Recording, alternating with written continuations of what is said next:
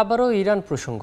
মার্কিন president Donald Trump জানিয়েছেন, ইরানের ৩টি পারমাণবিক স্থাপনায় সফল বিমান হামলা চালিয়েছে মার্কিন বিমান বাহিনী।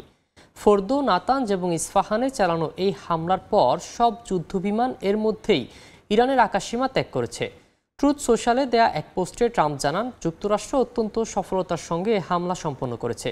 ফোর্দো ছিল মূল লক্ষ্যবস্তু, যেখানে সম্পূর্ণ বোমা বহনকারী বিমান থেকে বিস্ফোরণ ঘটানো হয়েছে। তিনি আরও দাবি করেন, বিশ্বে আর কোনো সেনাবাহিনী এরকম অপারেশন চালাতে পারত না। এর আগে তিনি একটি ওপেন সোর্স গোয়েন্দা অ্যাকাউন্ট থেকে একটি পোস্ট শেয়ার করেন, যেখানে বলা হয় ফোর্দো স্থাপনাটি এখন নিশ্চিহ্ন।